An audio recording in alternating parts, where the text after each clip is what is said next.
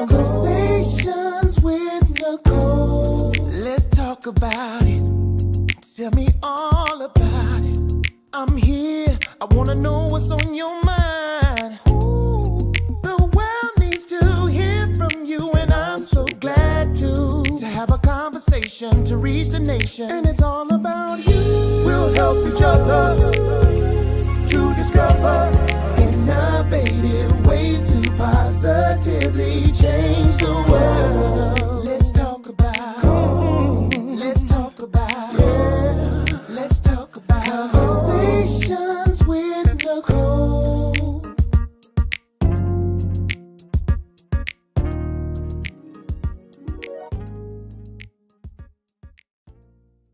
Greetings. Welcome to Conversations with Nicole. I am Nicole Everett, your host, and Conversations with Nicole is a talk show based in Tallahassee, Florida, focused on connecting the community through conversations. And today is what I call Wellness Wednesday, which is an opportunity for you, me, and my guests to chat about an interesting topic. And today I have not one, not two, but three guests, a lovely male panel.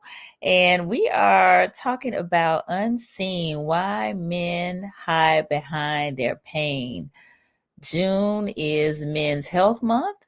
And I actually reached out to these brothers with a video from Tyrese. I'm not going to show the video, but he was basically talking about his pain and his grief. And so we put our heads together and came up with this topic. So I am super excited and delighted to have them on with me tonight. But before I bring them on, I need to hear from you. Where are you tuning in from? We are live on Facebook, on YouTube, and LinkedIn. And your comments and questions are very much so welcome. This is a safe space for us to communicate and exchange with one another. And we want to hear from you. So put your city and state in the comments and we'll give you a shout out. While folks are doing that, because I do see a few folks on with us, I want to just acknowledge that FAMU now has a new president. Marva Johnson was confirmed by the FAMU board. And so we will move forward and try to see that she is successful and that FAMU is successful during her tenure. So just sending our thoughts and prayers out to FAMU Nation during this time, because we had a very intriguing conversation with Mr. Chuck Hobbs and Mr. Bill Proctor on Monday about the state of FAMU. And they actually are scheduled to do a part 2 in July on the 21st of July. So definitely tune back in to hear that conversation. All right. I see my cousin Elnora Hughes is on the live. She's in Virginia and Suffolk. We'll be seeing you soon, Nora. And so I know that there'll be others joining us, but I'm going to go ahead and share the bios of my guests. Up first is Mr. Nick Rains. Nick was born in Columbus, Georgia, resides in Tallahassee, and has been in Tallahassee since 2002, holds a bachelor's degree in social work from the Florida State University, go Noles, and obtained his master's degree in social work from Walden University. He is a licensed clinical social worker and has experience providing individual, family, and couples therapy. He is a clinical supervisor overseeing clinical therapists providing family therapy to families across the state of Florida. And he is also a marriage coach. So some of you all, and a dating coach, may remember Nick from Singles Mingle, where Kings Meet Queens. He and I, as well as Roz Wynn and earlier Joketra, used to have these dating talks that we used to do on a regular basis. So Nick is extremely enthusiastic about helping everyone become the best version of themselves and achieve success within the path of life they have chosen. Y'all help me welcome Mr. Nick Rains.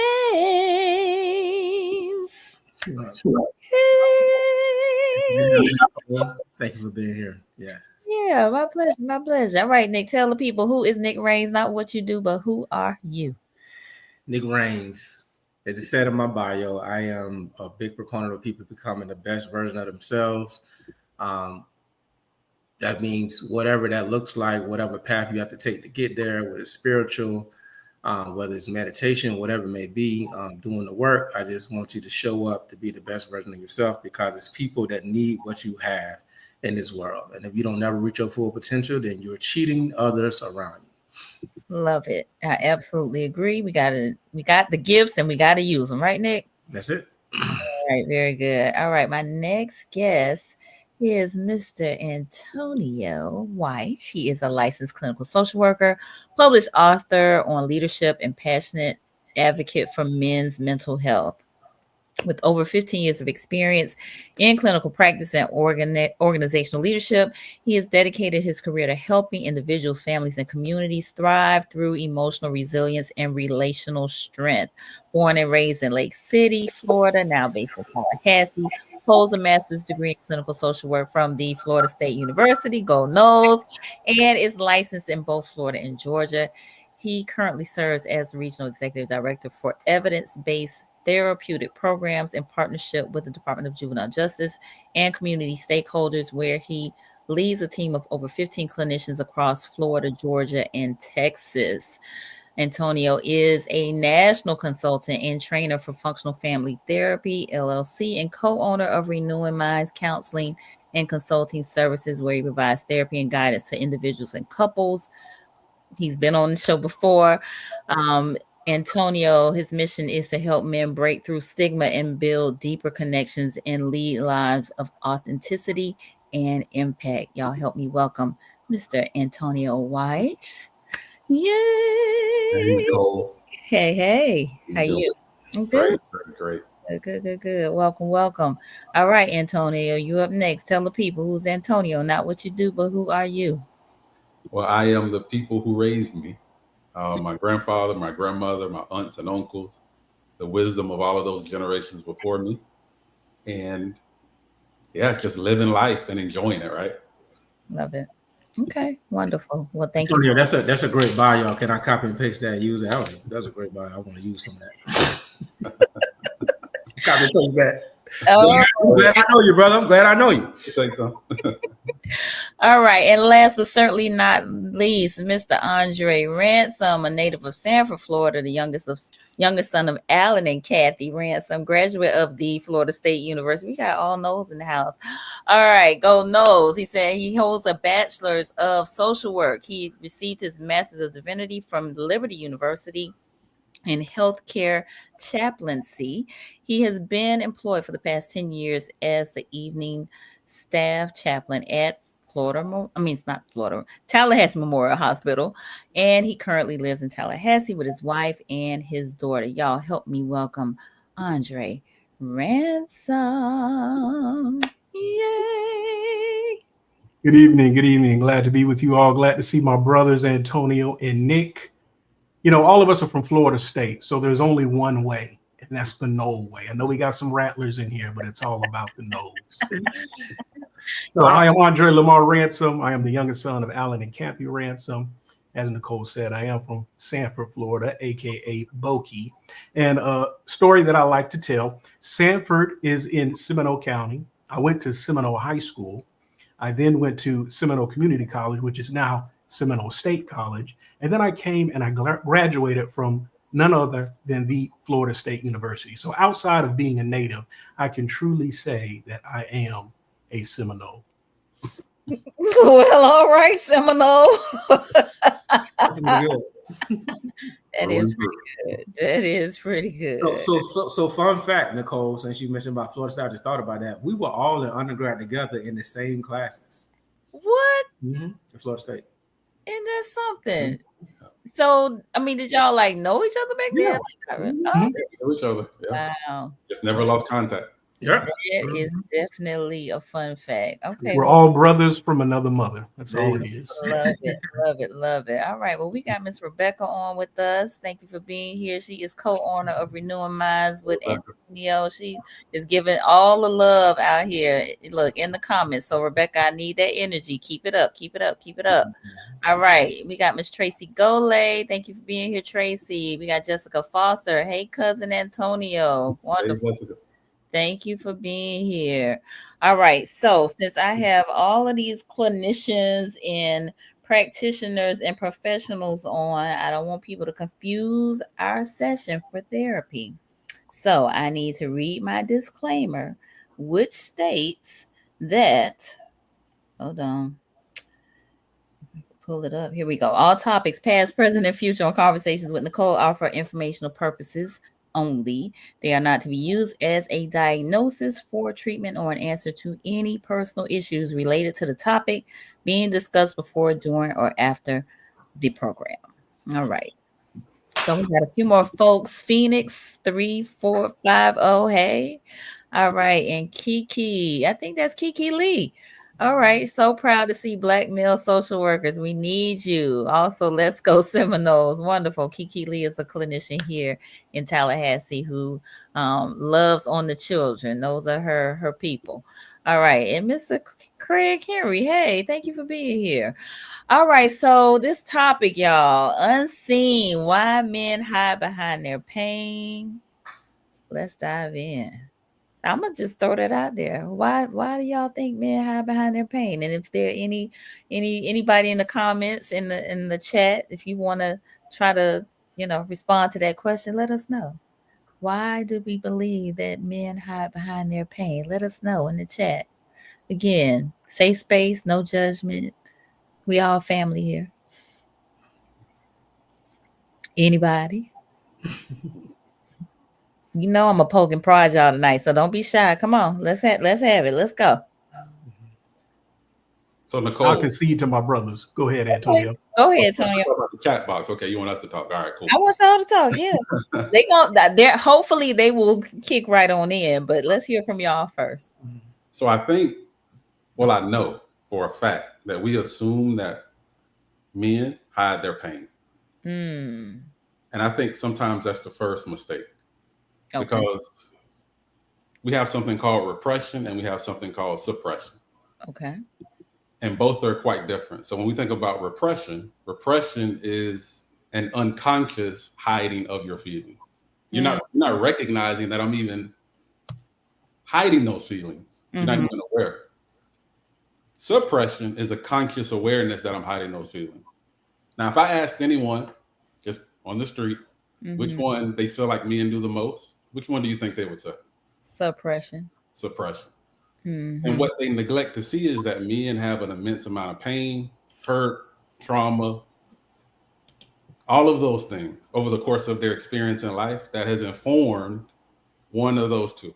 Men can have both, right? So when we think about repression, a lot of men are carrying around a lot of pain and hurt. They don't even recognize what they're carrying around. So when a person asks, "Are you okay?" and they respond, "I don't know," they're being genuine. If a person asks, "How are you doing?" and they respond, "I'm fine," they could be suppressing, but they could also be repressing some of those feelings that they might not want to talk about. And so I think the first thing that gets acknowledged is that as men, we deal with those both. Like there's an assumption that we're hiding our pain, and that's not always the case.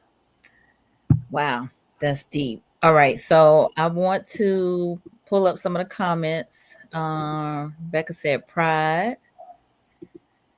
Craig said from birth, quote, "You better not cry." McKinley, thank you for being here, McKinley. He said facts. I know I wasn't taught how to hurt properly. Woo. Thank you for sharing that, McKinley. Kiki, she said, generational trauma, men don't cry, false imagine of masculinity, false image, I think she meant, of masculinity, lack of safe spaces to unload. Oof. Thank you for sharing that, Kiki. Jessica, recently I learned from my brothers that they don't want to be in a war zone at home and outside the house. Sometimes women can be in fight mode, take it out on him. He may not open up in the future. Ooh. Ooh, wee. You stepping on some toes, Jessica. We need the honesty. So thank you for that. Thank you. And my mom just tuned in from Miami. Thank you for being here, Mom. All right. I don't know if anybody else wants to chime on in, but ooh, that's a lot right there. Yeah, I kind of agree with Antonio was saying. Is a lot of times it is could be unconsciously suppressing it, and then but if they didn't hit him so long to it's even invisible to themselves. Right. So when you ask that question about like, are you hiding your pain? What's going on with you? You ask those questions trying to pry, and they say, I'm fine. I think I'm good. Like, no, I'm fine because it's been there buried so deep. It's so hard to even bring those feelings back up. So there are two things I want to piggyback off of that were stated in the comments. One, I heard that men feel that it's not okay for them to be able to cry, be emotional. And then second, men do not feel that they have a safe space to unload and unpack their grief. So to speak to the first statement about men not wanting to cry. So when I think about manhood, you know, oftentimes men are asked, who do you look up to as far as manhood? For me, and I know we're talking tonight from a clinical and even maybe a medical model when it comes to mental health, but I'm going to bring in the spiritual aspect. Not that Nick and Antonio don't feel the same as well. But from a spiritual standpoint, when I think of manhood, what a true man is, I think about Jesus Christ. And so from a Judeo-Christian perspective, the Bible tells us that one day every knee will bow, every tongue will confess that Christ is Lord. In other words, whatever man you look up to, your husband, your father, friend, cousin, brother, uncle, men in the past, in history, great men, all of those men are going to have to bow down before the greatest man to have ever and will ever walk the face of this earth. And it tells us in scripture that Jesus did something, 2 words. It says his disciples came to him and told him, your friend Lazarus has died. He's dead. And scripture tells us, what did Jesus do? He wept. So if the greatest man in history, the ultimate quintessential definition of what a real man is, if it says that he cried, why are we listening to other men who are going to have to bow down before him, tell other young men it's not okay to cry? That's my spiritual perspective. Ooh, okay. Now, on a second note, when we talk about safe spaces, right now there's a movement within our country, within our society. It's almost really global. It's called the Red Pill movement, where men are stepping away from relationships with women because they feel that many women do not have emotional intelligence. And what I mean by that is I'm unable to unload and unpack my grief on this individual person. It is not just women primarily, but this individual person, because they will take that and they'll use it against me. They will make me feel bad for making them feel bad.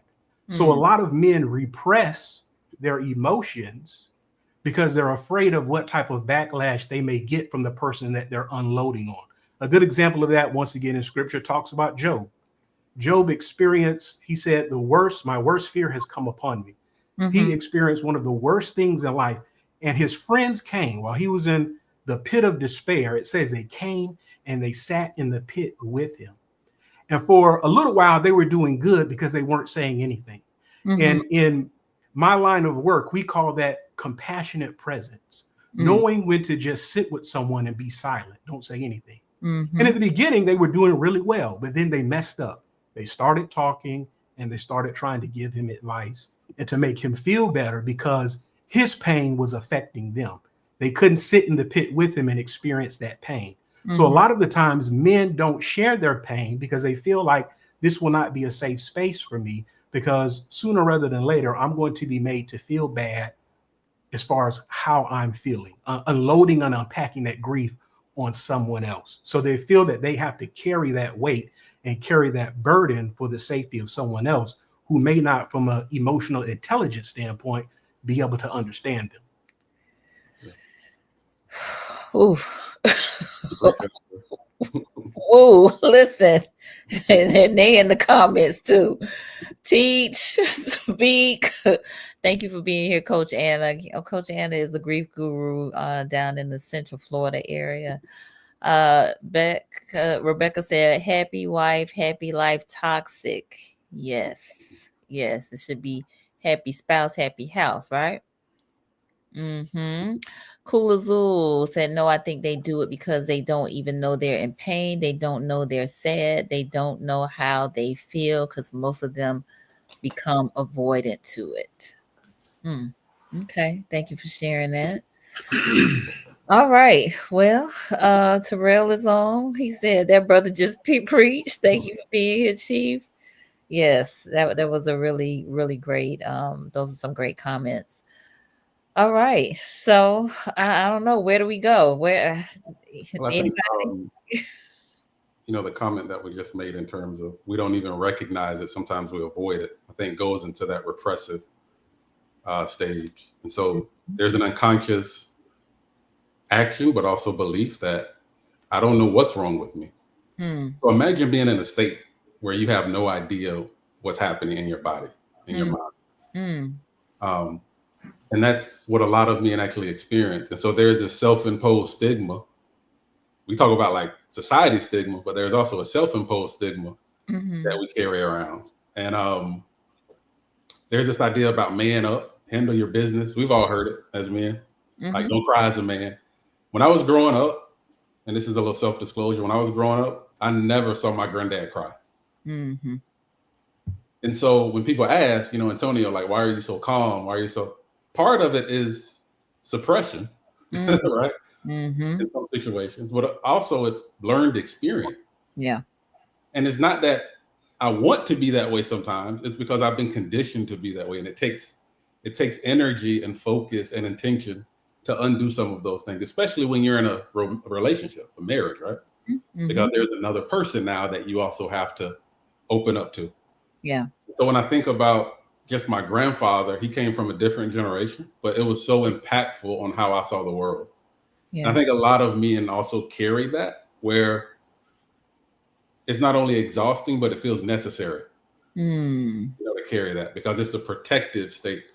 And then there's this intersectionality with racism, masculine stigma, because Black men do feel pressure to suppress those emotions to prevent from being perceived as aggressive, unstable, weak. And so it's a lot that goes into that, but that's huge. That's why we tend to avoid situations because it's unconscious actions that's happening. Wow. Nick, you want to say something? You look like you got something you want to say. Not right now. Okay. All right. No problem. All right. It's all good. Okay. So we got some comments. Coach Anna said most can't even define what emotions they are feeling.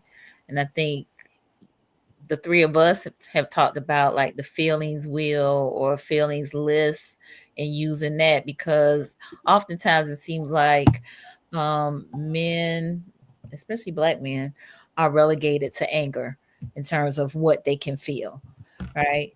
And so I think the fit, as she has stated, can't define what emotions they are feeling because we really haven't given, we haven't defined the thing, right?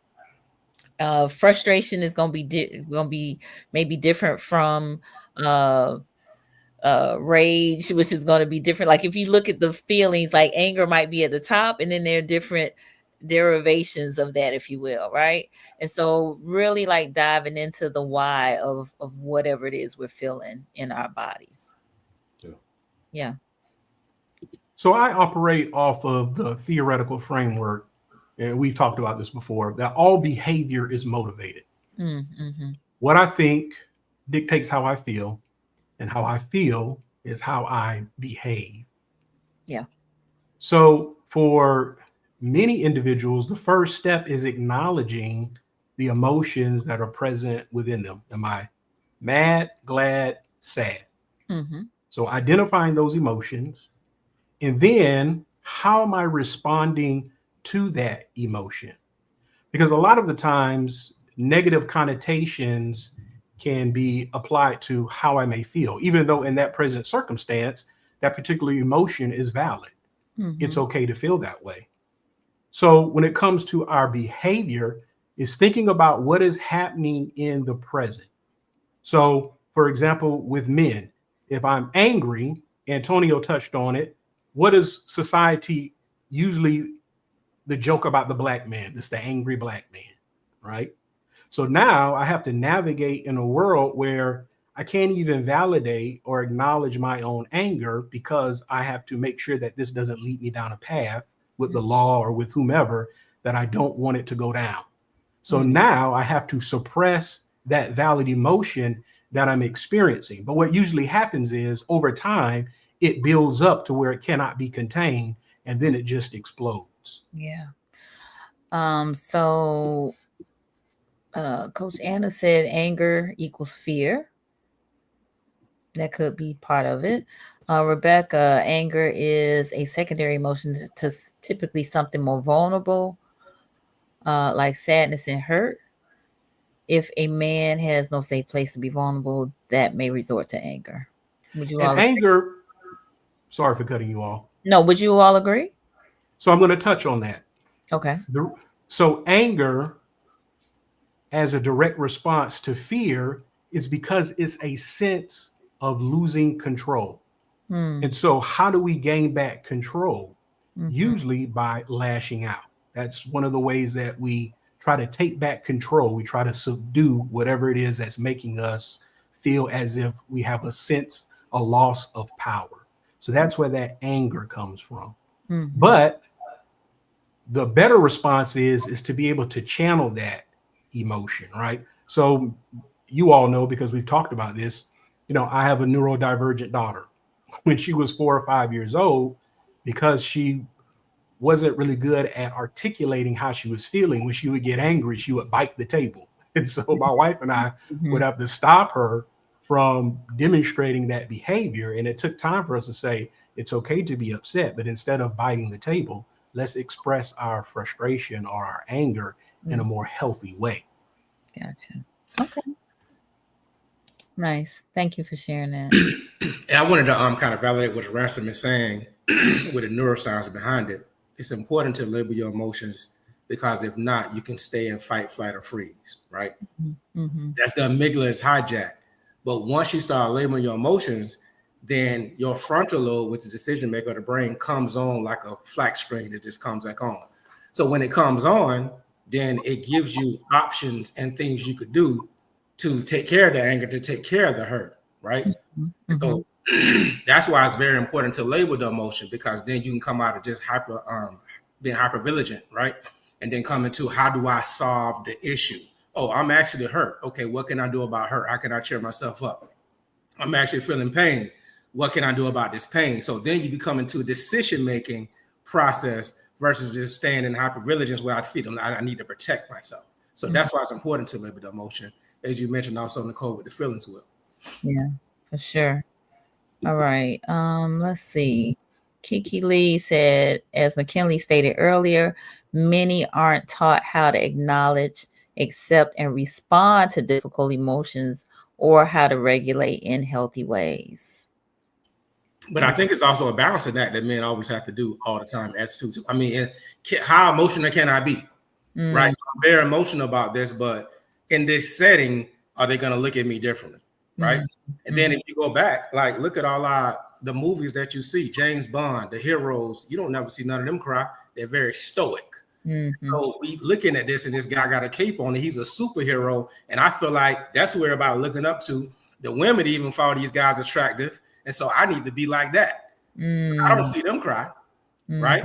And so it's like I have a balance in that. But then when I get married, I'm get with somebody and they say, you should open up. I've been suppressing this thing for so long, I can't even get to that point. Wow. Right. But if I do get to that point and they actually use it against me, then it may be hard for me to even come out again. And I think that's important. Nick said, oh, sorry for cutting you off, Tony. I was just going to say, like, that stoicism is a trigger word, because I think a lot of men hold that of value. It's an ancient word, right? Where it means like just pick yourself up. It's a processing your emotions in a way that's obviously adaptive. So when I'm angry, it's okay to be angry, but it's not okay to be aggressive, right? And so what we've learned is like the complete opposite. And so when I think of like the stoicism, we've learned that equals strength, where vulnerability equals weakness. And someone said, and I can't remember who said it, but a definition of vulnerability, if you look it up on Google, it says opening yourself up for attack. That's the definition of vulnerability. Now, why do we use that word if that's what the definition is? Yeah. So when we think about vulnerability, a lot of men feel that way. Well, if I open up, if I express my emotions, then I'm going to be attacked or criticized for being that way. Because we've been conditioned to believe that vulnerability, opening yourself up for attack, equals weakness. But there's a higher reward. So it's a high risk, but it's also a higher reward when you're able to connect with someone on those emotions. So I wanted to piggyback off of what Nick said, because I think this idea of stoicism being hard as a man actually causes more and more hurt. And I want to add to that, as you said, Antonio, piggybacking off of what Nick said, think about our culture, right? Men are taught from a young age that you have to be tough. And then men who are emotional, what happens in those movies? They get made fun of, they get ridiculed, jokes are made about them. You know, even for me growing up as a young man, my favorite movie was Rocky, or all of the Rockies, right? And it was about, most people look at Rocky and think it's about boxing, but in reality, Rocky 1 was really about a love story. Here's this guy who's a loser. He believes he's a loser in life, but he finds that one person, a woman, who sees the best in him, believes the best, encourages him. Even in his downtrodden state, she lifted him up, which gave him the mental fortitude and physical ability to go in and fight, you know, one of his toughest battles. So even in our culture, we're taught that as a man, you need to be tough. You can't be weak. You know, you think about that in sports, in football.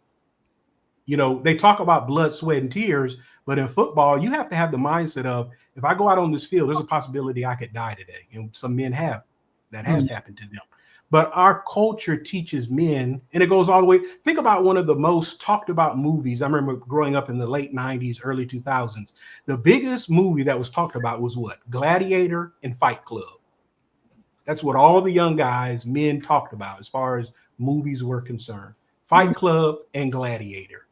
So within our culture, we as men were taught to be aggressive, tough. You know, in the street, we say you got to be hard. You can't be soft, bro. You got to be hard, because being soft will get you killed. So, you know, it's an uphill battle, being that our culture reinforces this all the time. Whereas with women, they have the Hallmark Channel, they have the Disney Channel. They're taught to be a princess. They're taught, as a young woman would say, to pursue the soft life, right? They're taught to be able to share their emotions. I don't believe there's one Hallmark movie I haven't seen where they're in there crying. The women are, right? But you very rarely see that in movies with men. They always have to be tough. Okay. Interesting. I want to unpack that a little bit, but we are a little more than halfway through our talk. So for those of you who are just tuning in, we are talking unseen, why men hide behind their pain. My guests are Andrae Ransom, Antonio Wyche, and Nick Rains. And this has been a very interesting conversation. I'm definitely taking notes. Repression and suppression, men holding stoicism as masculinity, and yeah, just some of the things that you know, you all have been saying, not only you all, my guests, but the viewers. So I want to unpack that a little bit more in terms of that vulnerability piece and the challenges with being able to be vulnerable, especially with our loved ones, and particularly the women in our lives. Because I think that's a part of the challenge as well. So anybody want to kind of speak to that? Nicole, we're going to be in here all night. I know, right? I know. Okay. I know. Just give me a little bit, just a little something. Well, I'll say this. I once heard my wife, beautiful spirit. Every day when I get off of work, she asks me, "Hey, are you okay? How was your day?" Mm-hmm. Do you need anything? Do you need space? So she's very aware of me as a man and my needs. And that's I appreciate about her. That's very beautiful. Yeah, and it's been consistent. It's been consistent. One of the things that I recognize when doing therapy with other men, Black men specifically, and also women, right, is that a woman doesn't want a man that's emotional. Now, hear me out. Hear me out. There's a difference between emotional and expressing your emotions. Okay. I feel that. Right. And so when I think about a man who expresses his emotions, that's okay. But a man that's emotional, that doesn't allow the woman to then express her emotions because the woman now has to take care of the man. Gotcha. And so there's no space for that woman to feel vulnerable with the man because she's having to work out whatever he's dealing with. And that's not coming from my mouth. That's come from women that I've talked to within therapy, but also colleagues. And so when I think about, does that make it right? Absolutely not. But when I think about the reason why men aren't vulnerable, it's sometimes because of that reason. And there's some nobility in that. They want to be able to be the provider. They want to be the protector. Yeah. They want to be the one that the woman can lean on. But unfortunately, it sometimes causes the opposite effect because it prevents the man from truly connecting with their spouse. That's good. That's really good stuff. Thank you for that. And folks are chiming in. Jessica said facts. Dr. Sam Carter, we got on here, said facts. And Rebecca said men are taught to protect their wives. So sometimes that they avoid their own feelings to protect theirs. A self-aware woman will allow space for their man to heal too. Ooh, that's good. And I want to piggyback off of what Antonio said. The same thing with my wife. And I always tell young men, one of the biggest decisions that you will make in life is the person that you marry, because they're either going to lift you up or they're going to pull you down. And so with my wife, when I come home every day, she greets me with a kiss. She always asks, how was your day? And I tell young men, you want to try to find you a Proverbs 31 woman, because they're very rare. But not only are they very rare, they're very special. And I think a lot of the times men, when it comes to picking a spouse, they go after the wrong things. And we all know what I'm talking about. They go after looks, physical appearance, things that in the long run really don't matter. How does that individual guard your heart? And that's important for me. I don't know one man who has a woman that looks out for him that he wouldn't, as the Bible says, give up his life for her. And I believe that there are a lot of men right now who are in relationships and they're not with a woman that's like that. They don't have a woman that can guard their heart. And I think that's so important when we're talking about relationships and how men interact with women. And just as what Antonio said, it's okay to share your emotions with your significant other. But one thing that I learned, and I wasn't deep into the streets, but I can remember guys that I knew who were in the streets. Some of them even lost their lives. I had a lot of classmates get killed, murdered. One of the things that they said is, when we go and do criminal activity, the last thing we want with us is an emotional guy, because an emotional guy will get you killed. So there's nothing wrong with expressing your emotions, but you don't want someone who's so emotional they're going to say or do the wrong thing. They need to be composed in their emotions and not just let their emotions run wild. Got it. All right. Warren Cave is on with us. He said, I want to share this. I'm on chapter 7 of my book. I'm writing. I was hiding my true feelings because I long for my hero, my dad, to ask what's wrong. It taught me how to mask my pain. In my life today, men mask their pain easily if they don't have the trusted friend to talk to. So let's talk a little bit about, and the three of us have talked about support, right? Let me say something right quick to my brother Warren. I saw your post on Facebook. He had a medical event, but I'm glad to say that I'm glad that you're doing okay. And I'm continuing to pray God's strength for you, my brother. Glad that you're on here tonight. Thank you. All right. So let me go back. Kiki, let me get this one. She says, speaking of culture, I really wish people would stop telling young boys of single moms that they are the man of the house. That's a whole show by itself. Anybody want to just touch on that? Yeah. So Nick and I worked, and I'll let Nick kind of piggyback off of this because we worked with kids that were in the juvenile justice system. Mm-hmm. So they would have battery charges, some had murder charges, anything that you could think about under the age of 18. Mm-hmm. And most of the time we would have to go into the home and do family therapy. So they needed at least one parent, which is most of the time a single mother. Mm-hmm. And then it would have to be them in session. Mm. And you would be surprised that a lot of these boys, young boys, they would sell drugs, they would go out and steal from cars because of what she just said. I need to help take care of my mother. And that's the only way that I can do it. And so when you think about this idea of, well, this boy's a criminal, why is he doing this and why is he doing that? I look at it like an iceberg, right? On top of the iceberg, you have all these charges, you have the behaviors, but on the bottom of the iceberg, you have so many things that are influencing that young man to protect, right? To guard. And so what she just said was powerful because what it shows is that young men also have noble intent behind why they do things. We look at it as just evil, right? And it's about protecting the women in their lives. How can I help out? Now, that's a lot of pressure. So I'm speaking to that point because as a man having to say at 15 years old, I don't have a man in the house, a father, so I have to be the man of the house. Or when your dad leaves and says, hey, you got to be the man of the house. That's an immense amount of pressure for a 15-year-old, 14, 13-year-old boy to feel, right? And so just imagine how they would respond to that. Now they're living, I can't express my emotions because if I do that, then I'm not going to be able to be there for my mother. So they're learning this at an early age. So I love that comment because it does speak to a lot of what our young men are dealing with in society today. Yeah. And shout out to our single moms for the hard work that you do. Raising a child on your own is not easy. So I just want to say we value you, we appreciate you, and we thank you for the hard work that you're putting in and day out. Oh, well, thank you so much, Andre.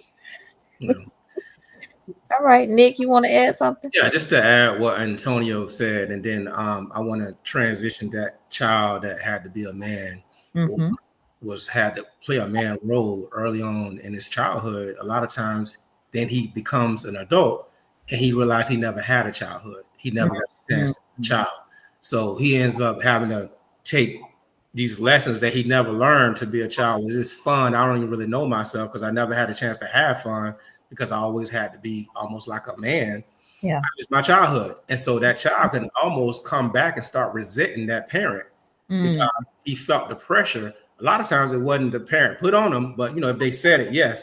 But a lot of times they just felt they had to provide because there wasn't no man in the house. So they end up resenting that parent because they missed out on their childhood and a lot of other things that they could not do. Right? Maybe that child wanted to go on this field trip that he couldn't go because he had to stay home and watch the kids. He had to stay home and watch his little brother, his little sister.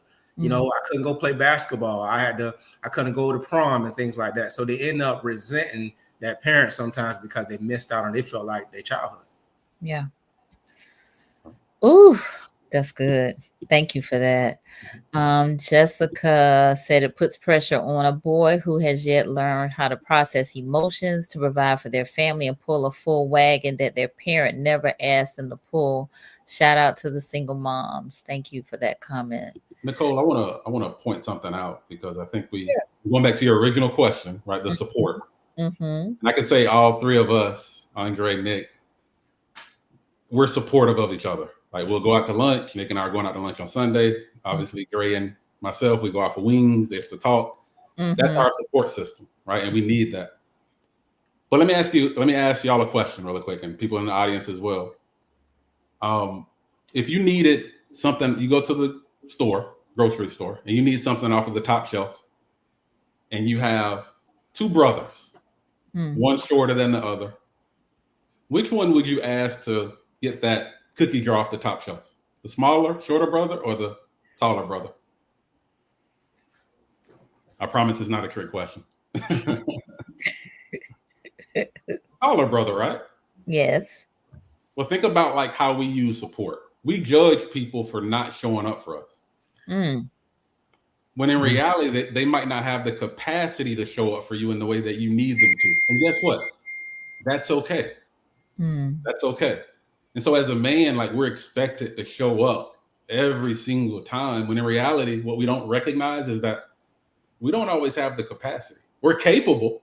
Mm. Capability and capacity are two different things. We're capable, but we're just like women. We don't always have the capacity either. And so a lot of times we're asked to get that cookie jar off the top shelf. Yeah, we might be taller, but we're not ready. And so when I think about like the support part of that, we really have to find people in our lives that can reach that cookie jar, but they also have to have the capacity to do that. And so that's how I choose people in my life. I'm not judging them for not being there. That's okay. That's totally fine. However, can Andre show up for me today?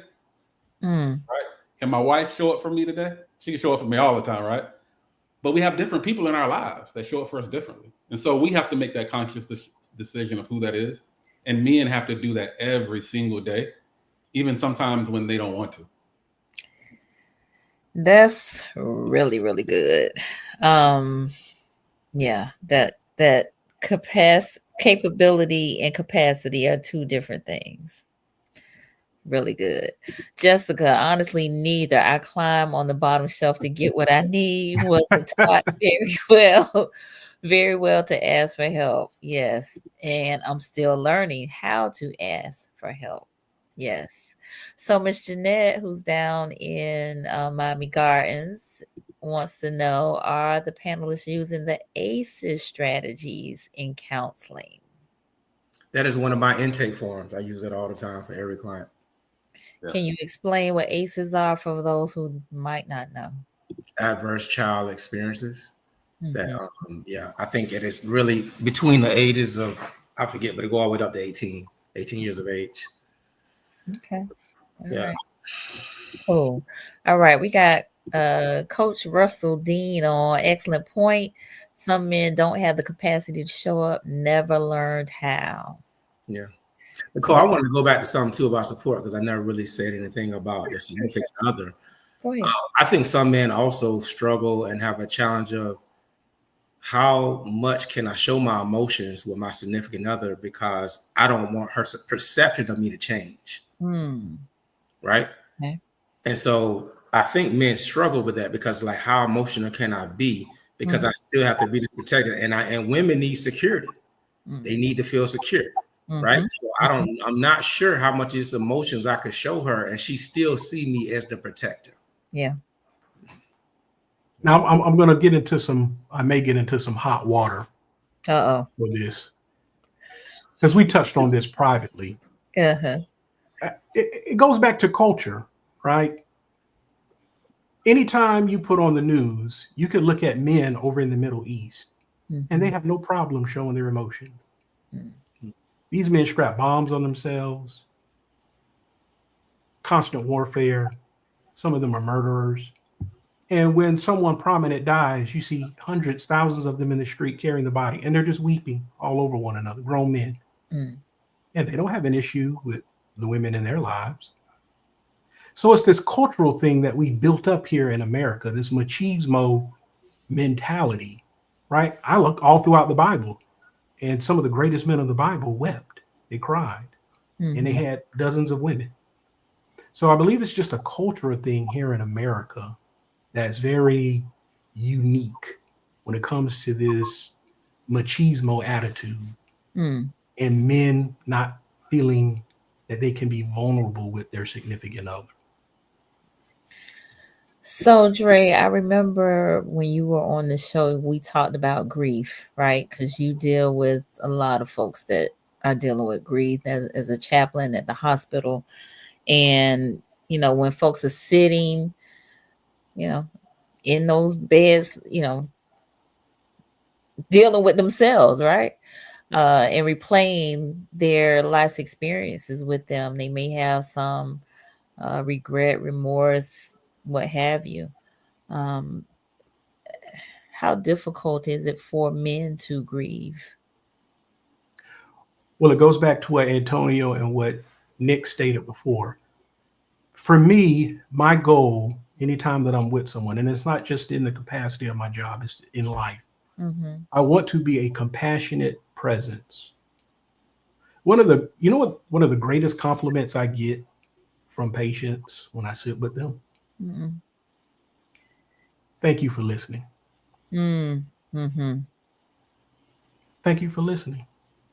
Yeah. People don't care how much you know until they know how much you care. Mm-hmm.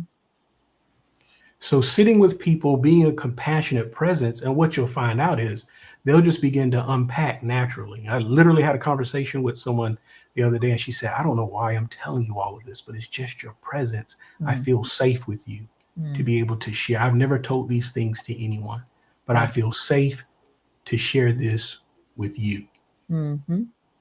And when we talk about grief, one of the first things I just had a colleague who it was so sad. I met her boyfriend.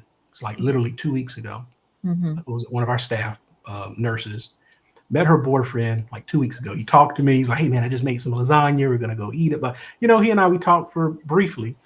And last week, came to work. And I could tell there was something. She was working with a patient, but she didn't say anything. So as I, talked to different ones, and as I was walking off, she said, hey, Ransom, come here. And she took me to a side office and she started crying. And I asked her, I said, what's wrong? She goes, so-and-so that you met last week? I said, yeah. She said, well, he was struggling with alcohol addiction. Well, he drank himself to death last week, and I don't know what to do. And so one of the first things, hit my camera. I don't know what happened. Okay. It's all right. Keep talking. We hear you. You back now? I'm back. Mhm. So one of the first things that I share with people when it comes to grief, right? Mm-hmm. Grief is a part of the human experience. Mm-hmm. We have to get away from trying to rush people out of grief. Yeah. My personal belief, okay, is that grief will be with you always. Mm-hmm. However, each day you will learn to live with that grief a little bit better. But we have to understand that grief is a part of the human experience and we have to embrace it. Mm-hmm. People are trying to get away from it. How can I heal from it? No, you need to embrace it. You know why? How do I know love if I've never known pain? Mm. How do I know love if I've never experienced loss? Grief is a gift unto you because it demonstrates that you've actually had meaningful relationships. So while we try to, the key is how do I handle grief from a healthy standpoint? That's what we should be teaching people. Not teaching people how to get past grief, how to hold it healthily. I don't even know if that's the right. I made that word up, healthily. I don't even know if that's the word. Healthily. All right. We're going to write that one down, Trey. Yeah. So for example, I was talking to someone the other day. Now think about this, right? And I shared this story the last time I was with y'all. My mom and dad, high school sweethearts, my father, he ends up getting cancer. He dies. Mm-hmm. So my brother and I, me more so as I've gotten older, we're splitting images of our dad. Now my mom has gotten remarried. Her husband, my stepdad, he's a great guy, awesome man of God. My mom's gotten remarried.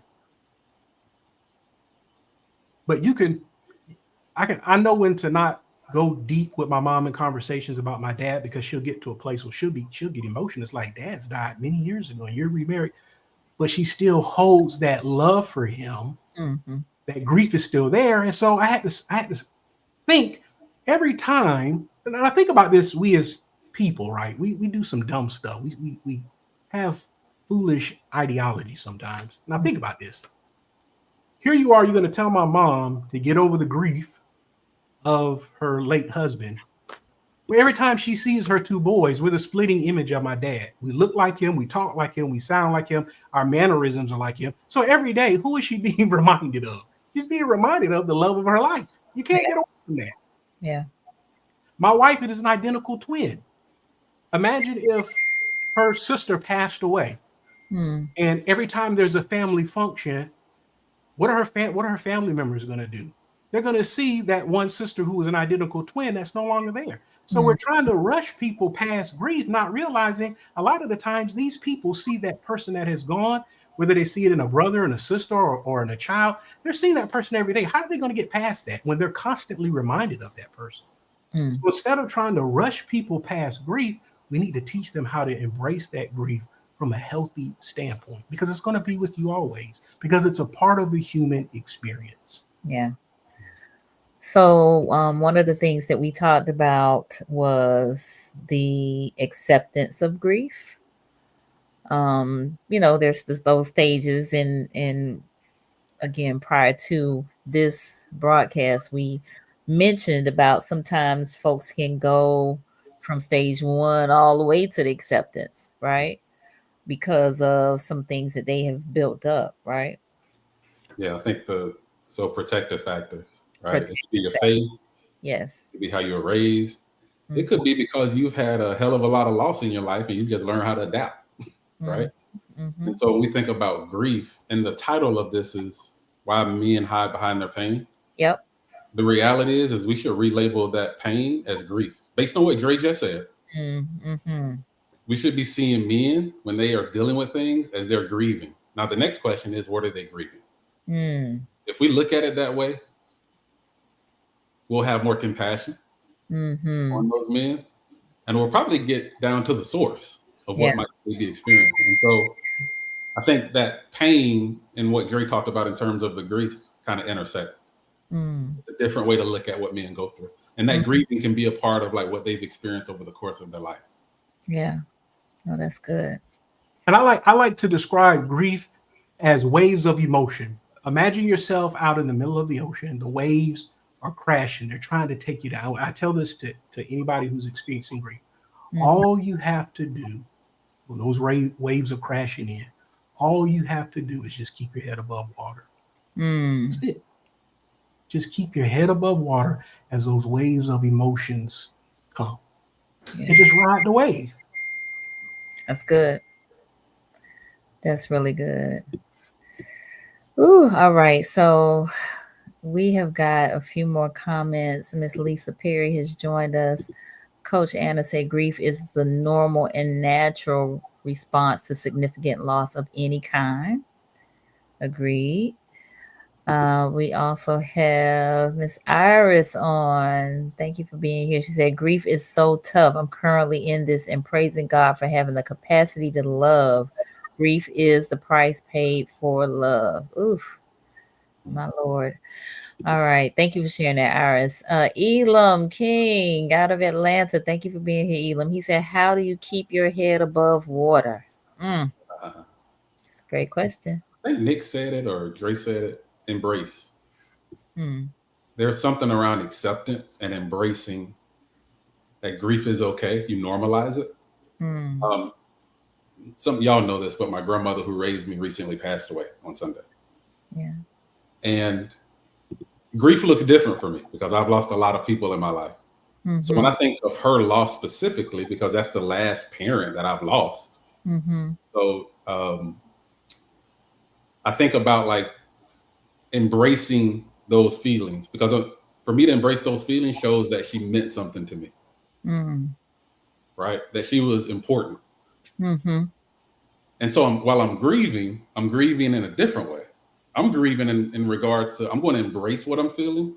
And I'm going to appreciate the moments that she had on this earth that made me into the man I am today. And so there's something about, as you think about keeping your head above water, that air that you feel when your head is above water is learning how to embrace those emotions whenever they get difficult and not judge yourself because you feel it. The reason we're underwater is because we tend to judge those emotions instead of embracing them. So that's what I tend to tell some of clients that might be experiencing loss and grief in those ways. That's good. And to answer the question of the person in the comment, I tell, just as what Antonio said, I tell people, when you want to cry, cry. When you want to yell and scream, yell and scream. When you just want to lay around and just for an hour or whatever, do nothing, do that. Mm-hmm. Because the goal is, it's only a problem when your grief begins to hinder your daily activities of living. That's when it becomes a problem. Mm. Other than that, like Antonio said, acknowledge that emotion and let it flow freely. Yeah. Okay. Very good. I want to share this comment. Coach Dean, he said, I work with 14 to 17-year-old young men. Most are middle class and are raised by single moms. These young men are, quote, good boys, but soft and coddled by their moms. They aren't tough physically or emotionally. Nick, I see you sitting up. You want to respond to that one? I was going to say something else. Okay, cool. Come on, Nick. Come on. What you got? No, I was saying, as Antonio was saying, don't judge your emotions. I always tell my clients, practice grace and compassion on yourself. Practice that over and over again. Have grace and compassion on yourself. Just remember to do that, right? Okay. You should be grieving. You, like Ransom said, I love that. It's like, I mean, you had a deep connection. You had great relationships, right? Meaningful relationships. You should be grieving. You should feel those emotions. So always practice grace and compassion on yourself for having those feelings and emotions. Was that Russell that made that comment? Yeah, Russell C. Dean. Okay. Yeah. So he ain't gonna like me for this one, but we're gonna work through it. Okay. But he'll get where I'm coming from. Jessica put in the comment of like, there's a process of her trying to deal with some of her emotions, right? Like it's a process for her. So while we look at as women coddling boys and making them soft, women that come from fathers who are hard, who don't allow emotional expression, those women are also emotionally stunted sometimes as well. And I'm not generalizing this. I'm just thinking about the parallel process of like, okay, we judge women for making boys soft, right? But the opposite is also true as well. Because we are a group of men who are hard, who can't express emotions, when women are raised by those type of men, it makes it also difficult for them. Now, the women are going to beat me up for this. Think about think about our generation of relationships. Women are starting to become less and less emotional in relationships. Why do you think that is? Because they tired of getting hurt. Hurt by who? Y'all about to make me cuss on here. Don't make me do it. Right. So my point is being proven, right? Men have this hard vibrato, which has ultimately impacted women to have to respond that way, which has ultimately impacted how they raise their kids. So this isn't anything. This isn't anything that should be surprising. It's ultimately a revolving door until we break that cycle. So when I read that comment, I was like, okay, yes, men need to have a father in their life because they need to learn resilience. And sometimes, yes, women are capable of doing that, but they don't always have the capacity to. A man might have that capacity, right? But sometimes you can go overboard. And so I'm reading that comment and I get you, but I think sometimes we have to balance those two. And understand the cycle that woman that's raising that young boy has also been through. If that makes sense. And I want to talk. I'm glad you brought that up, because my grandfather, every time we come around the family gathering, my mom will always tell, my grandfather's been passed, but when I was a little boy, maybe 4 or 5 years old, my grandfather, he was retired out of Army. He was, that man's man. So when I was a little boy, 4 or 5, and I'm a very affectionate guy. My wife will tell you that. But when I was 4 or 5 years old, before I would go to bed, when I'd be at my grandparents' house, I used to want to go around to everyone, my grandfather, my grandmother, and give them a good night kiss. So when I would get to my grandfather and I would try to kiss him, hey, little boys don't kiss grown men. And my mom would be like, he's 4 years old. He wants to kiss his grandfather before he goes to bed. If you start that now when he's young, then he just going to be wanting to kiss all kind of boys, So even in that, he was stunting emotional growth, this little kid, because there's that machismo, that hard shell, that little boys shouldn't express their emotions. Yeah. Yeah, I think many of us experience that type of carrying on. So we are past our hour, but I do have two more comments that I want to share. My classmate, Miss Belinda Hope, she said, "That's my strength, having a pity party, but knowing that I don't need to give out invitations and I don't allow the party to last too long. Learn how to pick yourself up and brush yourself off." Bounce back. I like to call it have that bounce back. Yes. Back to your baseline. How do I get quickly back to my baseline? So get back to it. Yes. All right. Jessica, that was me. I just recently learned that I was very rough around the edges. So now I learned how to ask for help, and maybe those little boys just need to be tough, how to be strong, not a maybe she meant taught. Those little boys just need to be taught how to be strong, not aggressive. Okay. Kiki, she said, "I encourage people, I don't know what CX, not to limit themselves to those 5 stages. While there are some commonalities with grief, it's a very unique experience for each person that doesn't always fit in those stages." Okay, agreed. I Thank think you. CX might be children. I think Kiki was over here doing shorthand on her notes. Listen, I don't know. She's a clinician, so listen. Oh, my bad, Clyde. Oh, clients. Okay, thank you. I heard someone define grief as being on a roller coaster. There's ups and downs, there's twists and turns, there's highs and lows. That's what grief is. And you just ride. You think about all of us who've been on a roller coaster. When you tense up, right? There's usually more fear when the ride is, but when you throw your hands up and you just allow yourself to be free, you just ride that roller coaster and all of its twists and turns, ups and downs. So that's how grief should be approached. Wherever it goes, you just go with the flow. So those waves that y'all mentioned. Yeah. Right? Okay. Mhm. Okay. Coach Anna, she said, "I would totally agree with Kiki. There's no stages, but similarities." All right. And my cousin Nora said we need a part 2. All right. We went into some subtopics on Nicole. Yeah, we did. Yes, listen, lots of topics. We didn't even get to space to process. We did really cover, I think, men not wanting women to carry their burdens. I think that was said a few times tonight. We got Mr. Tyrone Brooks on with us tonight. He says surrender. Yes, sir. Absolutely. Thank you for being on with us, Mr. Brooks.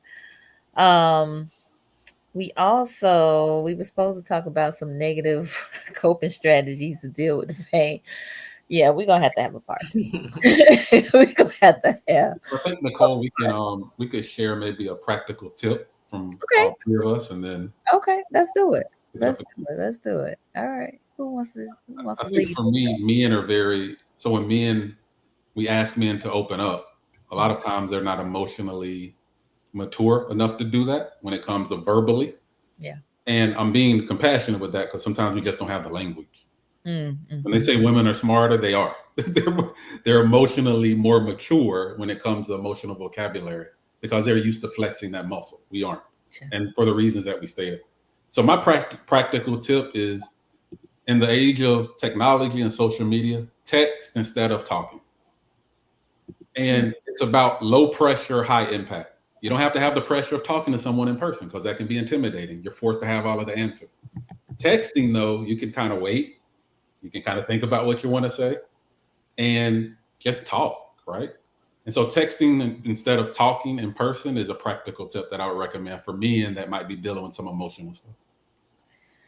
So the only caution that I would give with text over talk is that it takes time to cultivate that text language because sometimes things can get totally misconstrued if you don't really know the tone, and the way you play that in your head may be so off, right?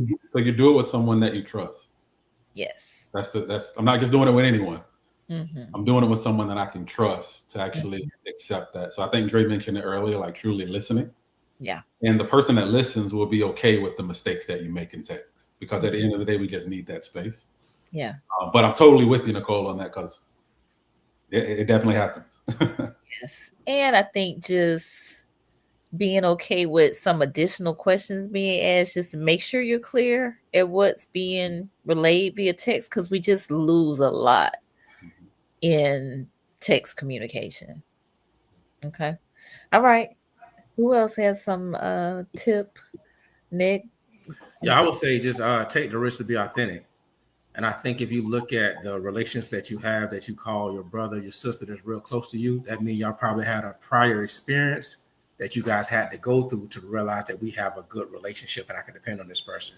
So I think if you find that safe space, then I think you have to take that risk to be authentic to see, can you build that connection?